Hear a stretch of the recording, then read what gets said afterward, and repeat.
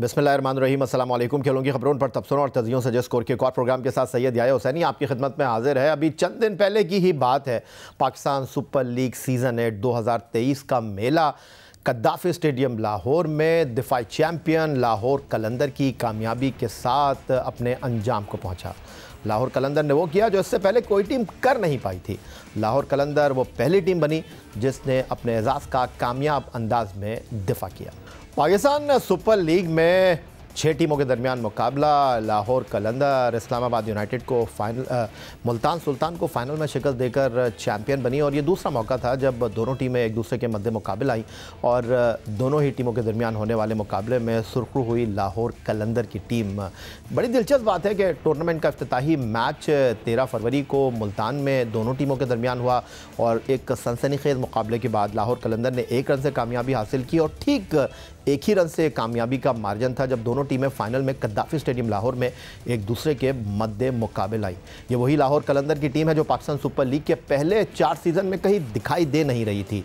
जब भी खेलती थी शिकस्त इस टीम का मुकद्दर बनती थी, कामयाबी इस टीम से कोसों दूर दिखाई देती थी, लेकिन फिर इस टीम की काया पलटी। अगले 4 सीज़न में 3 फाइनल इस टीम ने खेले, 2 मरतबा ट्रॉफी को उठाया और सबको गलत साबित किया और इसके पीछे लाहौर कलंदर इंतज़ामिया की अनथक मेहनत और उनकी काविशों के साथ उनका विजन सबसे नुमायां दिखाई देता है। पाकिस्तान सुपर लीग में लाहौर कलंदर ने गैर मुल्की खिलाड़ियों के साथ कई तजुर्बात किए कप्तानी के हवाले से, लेकिन पिछले 2 सीज़न से Lahore Qalandar test fast bowler Shaheen Shah Afridi पर एतबार कर रही है, एतमाद कर रही है और वो कहते हैं ना कि लीड फ्रॉम द फ्रंट, सबसे आगे आकर टीम को लीड करना, इस मक़ौले पर पूरी तरह अमल करते हुए दिखाई देते हैं शाहीन शाह अफरीदी। और बिलखुसूस फ़ाइनल में जिस तरह उन्होंने एक ऐसी टीम को 200 का हिस्सा अबूर कराया जिसके बारे में कोई सोच नहीं रहा था। आखिरी 30 गेंदों पर 88 रन बने जिसमें शाहीन शाह अफरीदी के 15 गेंदों पर 44 रन ने मरकज़ी किरदार अदा किया। पाकिस्तान सुपर लीग की शुरुआत के वक्त हमने 7 फरवरी को शाहीन शाह अफरीदी से कराची में गुफ्तगू की थी 17 फरवरी को और उनसे उनकी बैटिंग सलाहियतों पर गुफ्तगू की थी, जिस पर शाहीन शाह अफरीदी ने क्या कहा था आपको दिखाते हैं। PSL की शुरुआत से पहले देखा कि आप शाहिद आफरीदी साहब के साथ जो है वो कुछ बैटिंग प्रैक्टिस कर रहे थे और आपकी बैटिंग की सलाहियत से सभी वाकिफ़ हैं, तो क्या सोच रहे हैं कि ज़रूरत पड़ेगी तो शाहीन जो है बैटिंग करेंगे कि ये आप संजीदा हो रहे हैं कि बैटिंग भी करनी चाहिए शाहीन को? नहीं, बिल्कुल। मैंने लाला के साथ बैटिंग की है। हम मोइन खान पे मेरे निकाह से पहले 3 दिन पहले हमने 3 दिन प्रैक्टिस की है। मुझे काफ़ी बैटिंग उन्होंने करवाई और बैटिंग देखे, अगर फास्ट बॉलर आप अगर कैप्टन भी हो, ऊपर से आपको बैटिंग और ये जो फील्डिंग है ये आपको स्ट्रॉन्ग करनी पड़ती है, तो मैं ये समझता हूँ कि जाहिर सी बात है मौका मिल सकता है, ऐसा मौका फिर आ सकता है कि कुछ रन्स हो आपको उस टीम अपने टीम के लिए करने पड़े। तो मेरा भी ये है कि बैटिंग भी मेरी अच्छी हो और जब भी टीम को ज़रूरत हो तो मैं करूँ। तो ये थे जनाब शाहीन शाह अफरीदी जिन्होंने ग्राउंड में टीम को जीत दिलवाने में अपनी बैटिंग और बॉलिंग से मरकज़ी किरदार अदा किया। इसमें उनके फैसलों का भी बड़ा किरदार था, लेकिन ये तो ग्राउंड की बात है। ग्राउंड से बाहर भी लाहौर कलंदर की एक टीम है, लाहौर कलंदर के कुछ जहन हैं जो यहाँ तक लाहौर कलंदर को लेकर आए हैं, उनसे गुफ्तगू करना इंतहाई अहम है और आज के लिए हमने आज के इस प्रोग्राम का इंतखाब किया है। आप वीडियो लिंक पर हमारे साथ मौजूद हैं लाहौर कलंदर के chief executive officer Atif Rana साहब, आपको खुशामदीद कहेंगे। लाहौर कलंदर के manager chief operating officer Sameen Rana और लाहौर कलंदर के डायरेक्टर क्रिकेट, पाकिस्तान के test fast bowler coach Aqib Javed, आप तीनों को खुशामदीद कहेंगे। और बड़ा वक्त है हमारे पास आप तीनों से गुफ्तगू करने के हवाले से और टूर्नामेंट में जो एजाज़ का दिफा किया आपकी टीम ने, कहानी क्या है ये हम आपसे पूछेंगे, लेकिन पहले मैं सीधे चलूँगा आकिब जावेद साहब की तरफ। आकिब जावेद साहब, जब पाकिस्तान सुपर लीग में लाहौर कलंदर परफॉर्म नहीं करती थी तो कलंदर इंतज़ामिया को मशवरा दिया जाता था कि यार कोच तब्दील कर लो, आकिब जावेद कुछ निकाल नहीं पाएंगे इस टीम से। लेकिन अब हमने देखा कि जब से शाहीन शाह अफरीदी कप्तान बने हैं आप कहीं दिखाई देते नहीं, इवन आप डग आउट में भी हमें दिखाई देते नहीं, तो क्या आप खुश हैं या आपने अब ग्राउंड के सारे मामला जो है वो शाहीन को सुपुर्द कर दिए? अगर आप कलंदर्स की जर्नी देखें तो आप तो कलंदर्स के साथ मेरे से भी पहले से है। मैं तो 16 में 17 से सफर शुरू किया था। तो मैं ये समझता हूँ कि ये जो सारी जो मुश्किलें थी जब मुश्किलों का टाइम था पहले 4 साल, तो हम एक प्रोसेस के ऊपर बिलीव था, जिस प्रोसेस के ऊपर उसके ऊपर काम कर रहे थे। क्योंकि आपको पता है कि जो पहली दफा जो ड्राफ्ट होता है किसी भी मुल्क में, तो जो बेहतर ऑप्शंस हैं, वो जिनकी पिक अच्छी होती है वो उस टीम की पोजीशन में चले जाते हैं। और ये पीएसएल को भी अगर आप देखें तो इसके रूल्स भी पीएसएल मैनेजमेंट ने आहिस्ता आहिस्ता ठीक किए हैं। क्योंकि पहले साल जो इस्लामाबाद की टीम जीती है उसने 16 प्लेयर रिटेन कर लिए थे, तो फिर हमें ये समझ आई कि ये किसी टीम ने प्लेयर तो देने नहीं है, और डोमेस्टिक में उस लेवल के प्लेयर्स नहीं थे कि जिनको ड्राफ्ट में उठाते और टीम को बेहतर कर लेते। डेफिनेटली स्ट्रगल किया, क्योंकि फिर हमने अपने प्लेयर्स सोचा कि जाते हैं, ढूंढते हैं, टैलेंट को लाते हैं, ग्रूम करते हैं, और फिर एक बिलीवेबिलिटी आ गई कि जब कलंदर के अपने ट्रेंड हुए प्लेयर्स जब खेलेंगे तो फिर ही सक्सेस आएगी।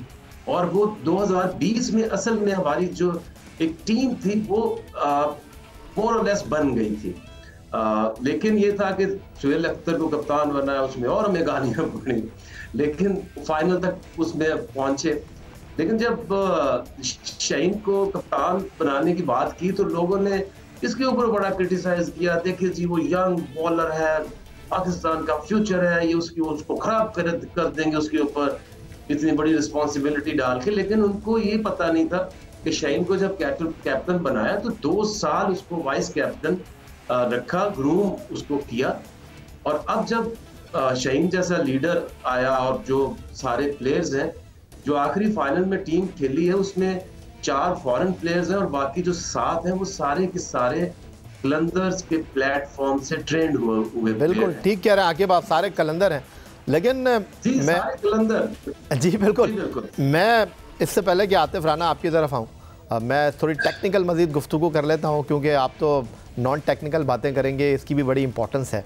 समीन राना साहब, चीफ़ ऑपरेटिंग ऑफिसर और मैनेजर, कलंदर ने बड़े तजुर्बात किए जब आप इस सफ़र में और इस मैदान में उतरे। क्रिस गेल को आप लेकर आए, ब्रैंडन मैककोलम को आपने कप्तान बनाया, एबी डिविलियर को आप लेकर आए, डेवन ब्रावो को आप लेकर आए, मोहम्मद हफीज़ आपके साथ एसोसिएट रहे। कौन से नाम हैं क्रिकेट की दुनिया के जगमगाते और बड़े नाम जो आपके साथ नहीं रहे, लेकिन फिर आपने अपने नौजवान खिलाड़ियों पर इन्हिसार किया, और ख़ास तौर पर प्लेयर डेवलपमेंट प्रोग्राम एक बड़ा प्रोग्राम है जिसको दुनिया मानती है। आप मानते हैं कि बड़े खिलाड़ी जो है वो बड़ी परफॉर्मेंस नहीं देते, या आप समझते हैं कि जो शुरू में आपने किया वो भी ठीक था? देखिए, thank you very much Jaya भाई for inviting me first of all. दूसरी बात ये है कि जिस तरह आकिब भाई ने कहा, हमारा जो लर्निंग कर्व था शुरू में, आप बिल्कुल ठीक कह रहे हैं कि हमने ड्राफ्ट में से प्लेयर्स लेने की कोशिश की और बड़े बड़े नाम जो थे, लकीली और अनलकीली हमारी पहली पिक थी। क्योंकि अनलकीली इसलिए कह रहा हूँ कि पहली पिक होना भी एक कर्ज है, क्योंकि आपकी बहुत ज़्यादा टेम्पटेशन हो जाती है जो लीग का सबसे बड़ा प्लेयर है उसको लेने की, और ये टेम्पटेशन हमने तो भुगती, क्वेटा ने भी लेटली भुगती है।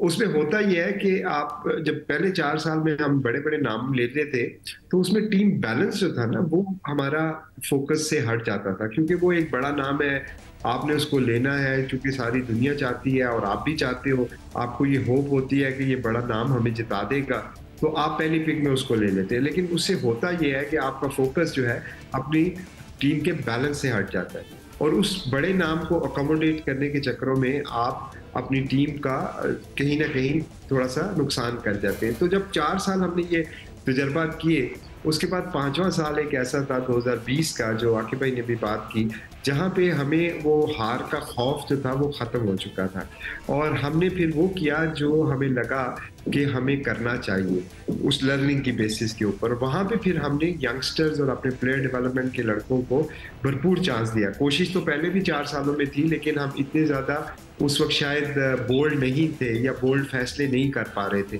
तो 2020 में हमने एक, मेरा ख्याल में पाकिस्तान की क्रिकेट हिस्ट्री का, क्या दुनिया की क्रिकेट हिस्ट्री का सबसे बोल्ड फैसला किया। एक ऐसे प्लेयर को जो कि क्लब क्रिकेट भी नहीं कोई खिलाता था, हमने उनको कैप्टन बनाया, और उसका नतीजा ये हुआ कि हमारी टीम वहाँ से बिल्ड होना शुरू हुई। मैं बहुत ज़्यादा क्रेडिट देता हूँ सुहेल अख्तर को।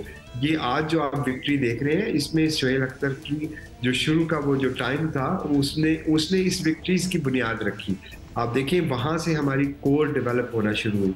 फिर हमने जो मैनेजमेंट लेवल हमने ये कोशिश की कि हमने अपने उस बिलीफ को बैक किया अगले सालों में। हमारा फोकस जो था वो हमेशा से फिर टीम बैलेंस की तरफ चला गया, बजाय इसके कि हम नामों की तरफ जाते। तो डेफिनेटली बड़े नाम से आपको फ़ायदा ज़रूर होता है, लेकिन जो सबसे ज़्यादा फ़ायदा होता है वो टीम की कंपोजिशन और बैलेंस से हो। बिल्कुल ठीक है, आपने टीम की कंपोजिशन और बैलेंस इसके ऊपर भी मैंने आपके लिए सवाल रखा हुआ है, लेकिन गुफ्तगू में अब आतिफ राना साहब को भी शामिल कर लेते हैं, चीफ एग्जीक्यूटिव ऑफिसर।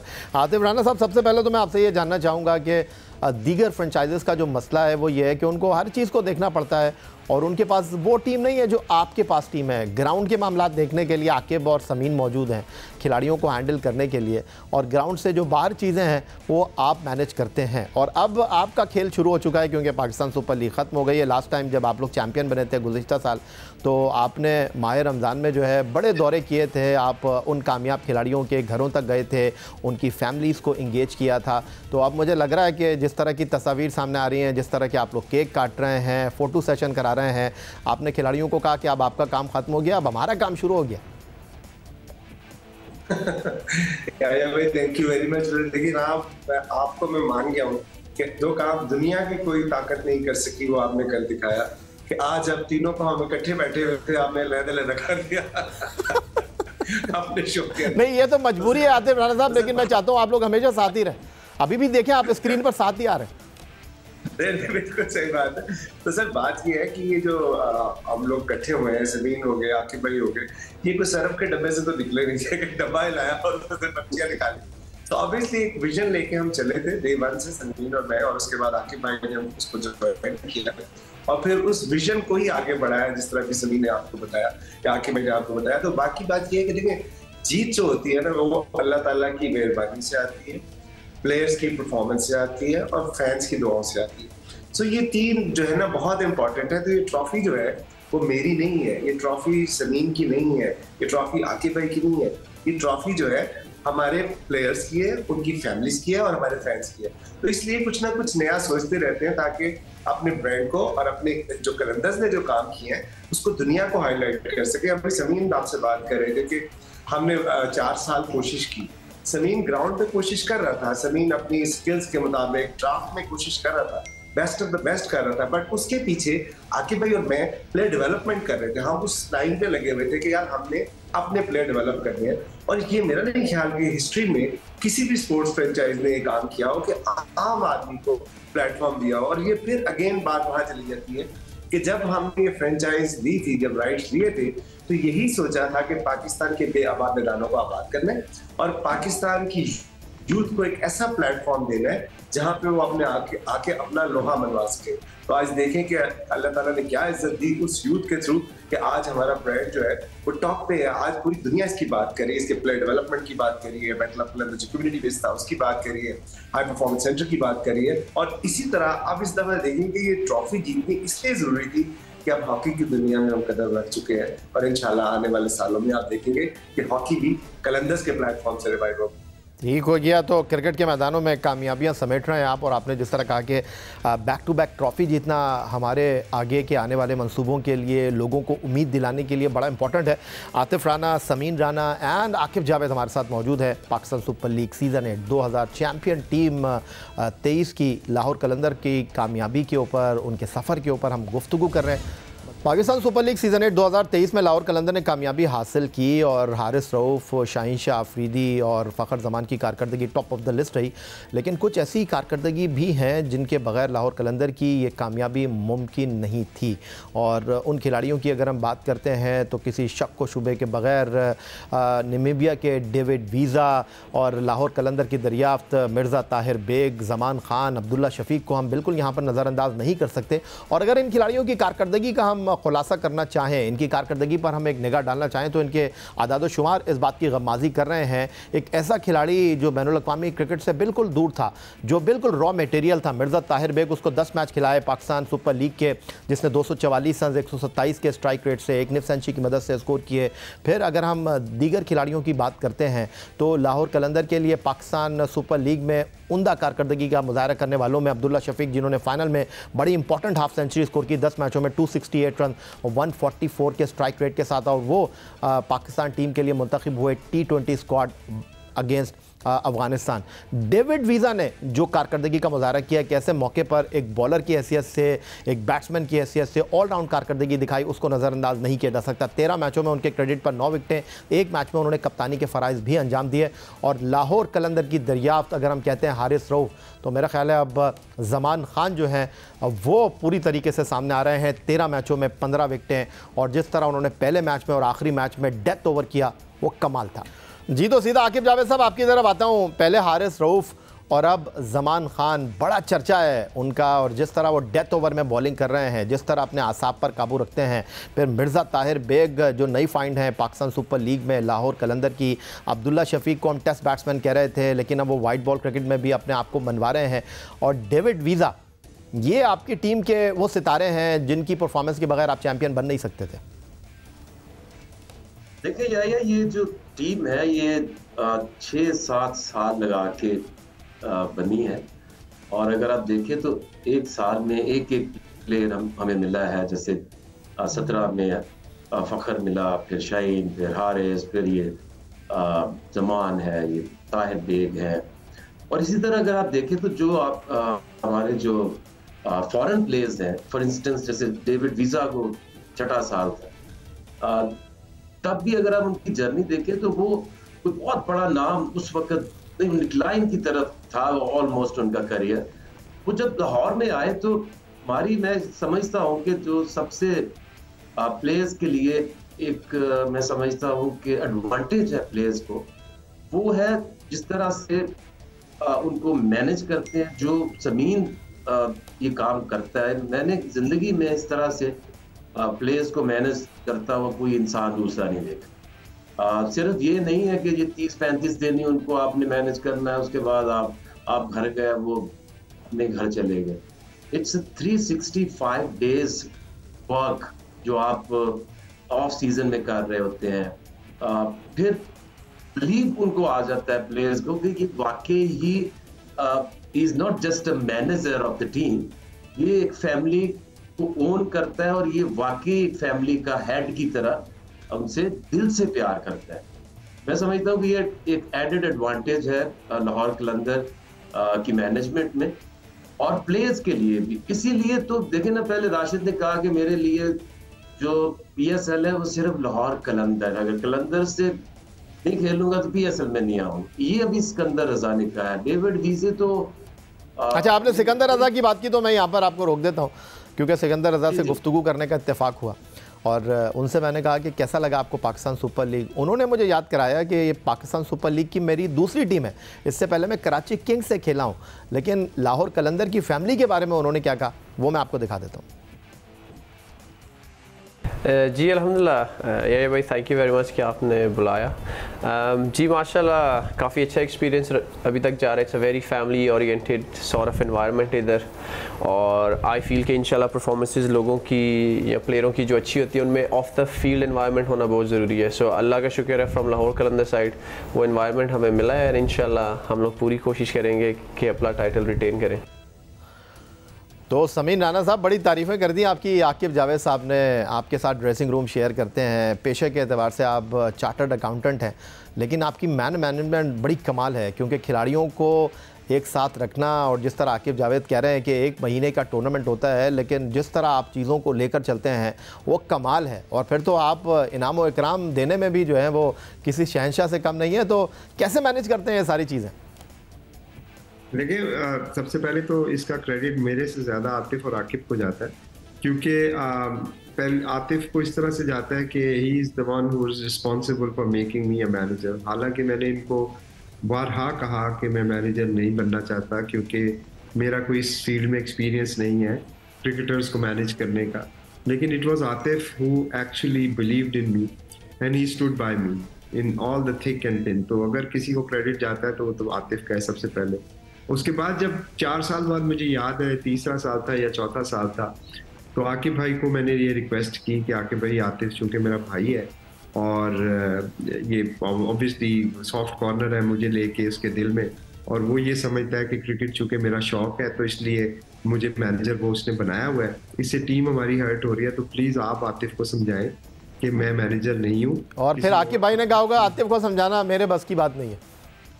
नहीं, आकिब भाई ने मुझे फिर एक्चुअली जो बिलीव आतिफ ने मेरे पे किया था उसको जो कॉन्फिडेंस दिया वो आकिब भाई ने दिया, क्योंकि ऑब्वियसली एज ए क्रिकेटर इन्होंने बहुत सारे लोगों के साथ काम किया। तो इनके साथ जो मैंने सेशन किया था उस वक्त 3-4 साल की बात है, इन्होंने मुझे एग्जाम्पल्स के साथ समझाया कि क्यों मैं बेहतर मैनेजर हूँ। तो अगर किसी 2 लोगों को क्रेडिट जाता है तो वो इन लोगों को जाता है, क्योंकि इनकी सपोर्ट के बगैर तो फिर मैं कुछ भी ना कर सकता जो मैंने अभी तक किया है। तो इसलिए मेरे से ज़्यादा इन दोनों का क्रेडिट है। ठीक है जी, इतनी तारीफ़ कर दी आतिफ राना साहब की आपने, तो सवाल तो उनसे बनता है, लेकिन मैंने उनके लिए बड़े सवालात रखे हुए हैं। लेकिन मुझे कहा जा रहा है कि एक ब्रेक ले लें, तो ब्रेक से वापस आते हैं तो आतिफ राना साहब से कुछ सवाल करेंगे। हमारे साथ मौजूद हैं लाहौर कलंदर के chief executive officer Atif Rana, chief operating officer Sameer Rana और director cricket coach Aqib Javed साहब। आतिफ, सीधा मैं आपकी तरफ आता हूँ। ये जो आप मुख्तलिफ़ मंसूबे बनाते हैं, ख़ास तौर पर प्लेयर डेवलपमेंट, और फिर अब आपने हाई परफॉर्मेंस सेंटर बनाया है, जदीद सहूलियात से आरास्ता, और फिर उसके बाद आपने टेक्निकल एजुकेशन के हवाले से टेफ्टा के साथ मुआहदा किया, फिर आपने अक़ुवत फाउंडेशन के साथ हाथ मिलाया, उनको जो आपके प्लेयर थे वो दिए तरबियत के लिए, क्रिकेट आप उनको खिला रहे थे, फिर आपकी कौसर राना फाउंडेशन है जिस पर आप जो है वो खिदमत खल्क़ के काम करते हैं। लेकिन जो सबसे बड़ा सवाल है मेरा वो आपके लिए ये है कि आपकी टीम जब हार रही थी तब भी लोगों को आपके ऊपर यकीन था, तब भी लोग आपके ट्रायल में उसी तरह आते थे, लेकिन आज जब आपकी टीम ने जीत हासिल की है, वो कहते हैं कि जीत के बहुत सारे दोस्त होते हैं और हार यतीम होती है, लेकिन अब आपको जो ये जीत मिली है उससे आपको क्या लगता है जो कलंदर के साथ लोगों की बाउंडिंग है वो और कितनी स्ट्रांग होने जा रही है? देखिए यार भाई, सबसे पहले तो मैं जो आकिब भाई ने कहा है ना कि समीर जो है वो फैमिली की तरह हमको रखता है, बहुत अच्छा मैनेज करता है, तो आप सोचेंगे अगर समीर हमारे अब्बू होते हैं तो हमारी फैमिली कितनी नंबर 1 फैमिली होती। दूसरी बात है, यहाँ थोड़ी मिस्टेक। दूसरी बात जो आप बात कर रहे हैं कि जीत की वजह से, देखिए जो लोग होते हैं ना उनकी राय गलत नहीं होती। जब मैं और आकिब भाई लिया, टीजी खान, DI खान, मतलब बहावलपुर, उसके बाद गिलगित, लंडी कोतल, इन सब जब, और या आजाद कश्मीर लेने, रावला कोट जहाँ से सलमान इरशाद आए, सो जब हम ये काम कर रहे थे तो लोग देख रहे थे, लोग ये देख रहे थे कि क्या ये वाकई के कलंदर हैं या सिर्फ खेल तमाशे कर रहे हैं। जिस तरह बहुत से लोग हमें ये कहते थे कि यार ये खेल तमाशे करते हैं, इश्तिहारी प्लेयर बनाते हैं, इनका इससे कोई ताल्लुक नहीं। आकिब ने अपना शुगर लगाने का एक बहाना सोचा हुआ है, तो शायद फिरते रहते हैं, इनको काम कोई नहीं। बट जिस लोगों के पास हम जा रहे थे और जिस जज्बे से जा रहे थे, और जब 46 डिग्री सेंटीग्रेड में लिया में ग्राउंड में खड़े होकर मैं और आकिब भाई ट्रायल ले रहे थे, हालांकि मेरा क्रिकेट से कोई ताल्लुक नहीं था, लेकिन मैं उधर आकिब भाई के साथ खड़ा था कि मैनेजमेंट में कोई मसला ना हो, तो लोगों की आंख फिर उसको भूलती नहीं है। लोग इसीलिए फिर हमारे पीछे खड़े हुए कि यार ये तो हमारे लिए काम कर रहे हैं, ये झूठ नहीं बोलते, ये टिक इन द बॉक्स नहीं करते, ये सोशल मीडिया की मुहिम नहीं चलाते, ये एक्चुअली फिजिकली आते हैं और हमारे ट्रायल लेने आते हैं, हर साइज का जॉगर लेके आते हैं, अपने साथ किट भी लेके आते हैं, उसके बाद जितने बच्चे ग्राउंड में आते हैं उनको खाना भी खिलाते हैं। सो लोग जुड़े साथ, फिर उन्होंने कहा यार ये कुछ करके दिखाएंगे। और फिर जब उस पर शाहीन, हारिस और फकर जैसे हीरे पाकिस्तान को मिले, तो फिर लोगों को ये रजिस्टर हुआ कि कलंदर्स ने जो प्लेटफॉर्म बनाया है वो एक आम इंसान के लिए, एक यंग पाकिस्तानी के लिए, एक रॉ टैलेंट के लिए। सो जब ऑब्वियसली जब जीत हमें ट्रॉफी की सूरत में मिली तो लोगों को ये यकीन हो गया कि चूंकि ये सही काम करते हैं और जिनकी नीयत साफ होती है, अल्लाह ताला भी उनके साथ होता है। आतिफ, मैं तो चूंकि आपके साथ रहा हूँ, मैंने आपके काम करने के अंदाज को देखा है, लेकिन बहुत सारे लोगों का ख्याल ये है कि कलंदर जो है वो लोगों को टिकटें देकर कदाफी स्टेडियम लाहौर में बुलाते हैं, क्योंकि जब कलंदर का मैच नहीं था कदाफी स्टेडियम लाहौर में तो फिर ग्राउंड में लोग नहीं थे। लेकिन मैं आपसे ये जानना चाहता हूँ, मैंने लाहौर में लोगों को देखा है, जितनी बाउंडिंग उनकी लाहौर कलंदर के साथ है वो क्रिकेट के दूसरे स्टेडियम में हमको दिखाई दी नहीं। तो आप इसकी क्या वजह समझते हैं? आपके काम करने का तरीक़ाकार या लाहौर कलंदर का लाहौर के लोगों पर बिलीव? देखिए एक तो लाहौर है, ऑब्वियसली लाहौरी बड़े लाहौर है, जिन्हें लाहौर नहीं देखी है वो जमिया ही नहीं। लाहौर है एक बात। दूसरी बात है कि लाहौरियों के लिए काम करते नहीं, जब अगर आप लाहौर के लिए कोई काम करते हैं ना, चाहे आपको जिधर मर्जी भेज दिया जाए, लाहौर आपको नहीं बोलता। लाहौर आपके साथ जो मर्जी सलूक कर दिया जाए, लाहौर आपको नहीं भूलता, क्योंकि उसे पता होता है कि यार इस शख्स ने, यार इस इंसान ने मेरे लिए डिलीवर किया। तो आप ये देखें कि 13 मैचेस थे हमारे और 13 सोल्ड हाउसेस थे, फुल हाउसेस 13 गए हैं। अब पहले लोग मुझे इसलिए बैशिंग करते थे कि यार जीते नहीं, अब इसलिए करते हैं कि टिकट नहीं मिली। तो मेरी तो ख्वाहिश है कि मैं यहाँ स्टेडियम बनाऊं। मैंने नजम साहब से, जो चेयरमैन है, उनसे रिक्वेस्ट की है कि प्लीज आप मेरे साथ एग्रीमेंट करें। मैं 1 लाख की कैपेसिटी का स्टेडियम लाहौर के अंदर बनाना चाहता हूँ, मतलब रिंग रोड के ऊपर, साथ होटल, ताकि जो आम आवाम की जिंदगी खराब होती है उसका मुझे बहुत दुख होता है। यार हम एंटरटेन करने के लिए निकले, हमने अपने लाखों करोड़ों रुपए लगाए हैं इस काम के लिए, और 25,000 की कैपेसिटी और बाकी 2.5 करोड़ का लाहौर जो है वो जलील हो रहा है, क्योंकि सड़कें बंद है, सब कुछ बंद है। तो इसलिए मेरी तो एक ख्वाहिश होगी कि आप इंशाल्लाह स्टेडियम भी बनाए। तो जब आप इस तरह के काम करते हैं, जब बेलौस होकर आप लोगों के लिए काम करते हैं, तो लोग कभी गलत नहीं होते, या वो कभी आपको नहीं भूलते और आपको सपोर्ट करने जो स्टेडियम में आते हैं। और मुल्तान का भी फुल था, कराची का भी फुल था, इस्लामाबाद का भी फुल था, क्योंकि कलंदर सिर्फ लाहौर के नहीं है, कलंदर पूरे पाकिस्तान की। कोई शक नहीं है इसमें। समीन, आप मोस्टली दुबई में रहते थे, अब आप कनाडा शिफ्ट हो गए हैं, तो ये जो प्लेयर डेवलपमेंट एक प्रोग्राम है या मंसूबे हैं लाहौर कलंदर के, उसमें आकिब और आकिब जावेद जो हैं वो ज़्यादा इन्वॉल्व रहते हैं।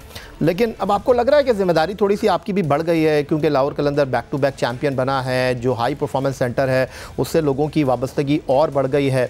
और ये जो आपने जिस तरह आकिब जावेद कह रहे थे कि अपने खिलाड़ियों पर आपका बिलीव है, तो आपके ऊपर अब और ज़िम्मेदारी बढ़ गई है कि जी अब हमने और इस चीज़ को आगे लेकर जाना है, ताकि लाहौर कलंदर का जो एक स्टैंडर्ड सेट हो गया है वो उससे नीचे ना है। जी बिल्कुल यार भाई, मैं फिज़िकली तो पाकिस्तान में नहीं होता, लेकिन मेंटली, इमोशनली, अदरवाइज रोज़ ही आतिफ और आकिब के साथ कनेक्ट होता हूँ, 24/7 ही होता हूँ। तो जो प्लेयर डेवलपमेंट प्रोग्राम था उसमें भी मेरी पार्टिसिपेशन इस लिहाज से ज़रूर थी कि मैं इनको चैलेंज करता रहता था मुख्तलिफ चीज़ों के ऊपर।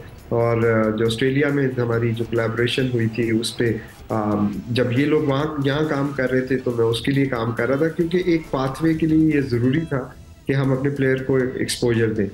जहाँ तक आपने रिस्पॉन्सिबिलिटी की बात की, तो डेफिनेटली जितना आप ऊपर जाते हैं और जितनी आपको कामयाबी मिलती है, आपकी जिम्मेदारी बढ़ती जाती है। ये हमें बखूबी एहसास है, और हम इस विक्ट्री से या इस जो हमें सक्सेस मिली है उससे बिल्कुल भी कैरिड अवे नहीं हो रहे। हमें अंदाज़ा है कि बाकी टीमें जो हैं वो अब हमें भी शायद देख के और चीज़ों को बेहतर करेंगी, अपने आप को इम्प्रूव करेंगी। तो हमने we need to stay ahead of the game. तो उसके लिए हमारी प्लानिंग आज से ही, कल से बल्कि शुरू हो चुकी है, और हम उसी पे ही डिस्कशंस कर रहे हैं कि अगले सीज़न में और आने वाले दिनों में हमने चीज़ों को फर्दर कहाँ इम्प्रूव करना है। तो आकिब जावेद साहब, जाते जाते अब आपसे मैं ये पूछूंगा, हम कहते थे टैलेंट नहीं है पाकिस्तान में, लेकिन लाहौर कलंदर के प्लेटफॉर्म पर हमको नज़र आया कि अगर आप एतमाद देंगे, एतबार करेंगे, कंधों पर हाथ रखेंगे, तो फिर ज़मान ख़ान और मिर्ज़ा ताहिर बेग जैसी परफॉर्मेंस सामने आना मुश्किल नहीं है। प्लेयर डेवलपमेंट आपने कर लिया, हाई परफॉर्मेंस सेंटर ऑन कर दिया, आप कुछ क्या नया करने जा रहे हैं कि लाहौर कलंदर की जो टीम है उसमें मज़ीद 4 चांद लग जाए? देखिए, ये तो ऑन गोइंग एक प्रोसेस है। एक सीजन खत्म हो गया, अब अगला सीजन नया चैलेंज होगा। एक दो आपको पता है, एक दो प्लेयर्स आपको हर साल वो चाहिए होते हैं, और ये आइडेंटिफाई करना बड़ा जरूरी है कि चाहिए क्या, किस टाइप का प्लेयर चाहिए। तो ऑलरेडी हमारी डिस्कशन चल रही है इसके ऊपर, और ख्वाहिश तो यही है कि मजीद बेहतर से बेहतर प्लेयर जो है वो लाहौर कलंदर में आए और फिर पाकिस्तान टीम में जाए। अब्दुल्ला की बड़ी खुशी है, मैं समझता हूँ कि मेरा भी ख्याल था कोई टीम उसे PSL में T20 के लिए चूज करती, बट अगर आपकी क्लैरिटी है कि आपने उस प्लेयर से काम क्या लेना है, तो फिर देखिए वो कितना जबरदस्त T20 प्लेयर बना है, ना कि PSL में कलंदर को फायदा हुआ, अभी पाकिस्तान टीम में भी चले गए। तो मजीद इस तरह के प्लेयर्स ढूंढेंगे और इसको एक्सपेंड करेंगे हाई परफॉर्मेंस सेंटर्स को, और ताकि इसका फायदा सिर्फ पाकिस्तान में ही नहीं पूरी दुनिया में लोग इससे उठाएं, जैसे कनाडा है या इंग्लैंड है या US है, ऐसी जगहों के ऊपर भी ख्वाहिश है कि जाएं और वहाँ पे हाई परफॉर्मेंस सेंटर जो है उसके जरिए लोग गेम को इम्प्रूव करें। बहुत शुक्रिया आपका आकिब जावेद साहब, बहुत शुक्रिया आपका समीन राना साहब, और बहुत शुक्रिया आपका चीफ एग्जीक्यूटिव ऑफिसर लाहौर कलंदर आतिफ राना साहब हमारे साथ मौजूद थे। पाकिस्तान सुपर लीग सीज़न 8 2023 की चैम्पियन टीम की मैनेजमेंट आज हमारे साथ मौजूद थी, और ऑफ द ग्राउंड क्या मेहनत करते हैं, किस तरह मंसूबे बनाते हैं और आगे क्या सोच रहे हैं। क्या हैट्रिक करने जाएगी लाहौर कलंदर साल 2024 सीज़न 9 में? लाहौर कलंदर के मंसूबे क्या हैं, आपने उनकी मैनेजमेंट की ज़बानी सुना। यही आज का हमारा ये प्रोग्राम था। आप ट्विटर पर मुझे फॉलो कर सकते हैं, हमें ईमेल कर सकते हैं, अपनी राय से आगाह कर सकते हैं score@geo.tv पर। इस दुआ, इस उम्मीद, इस तवक्को के साथ कि पाकिस्तान में खेल और खिलाड़ी तरक्की करते रहें, सैयद याहिया हुसैनी को स्कोर की पूरी टीम के साथ अगले प्रोग्राम तक के लिए इजाज़त दीजिए। अल्लाह हाफ़िज़।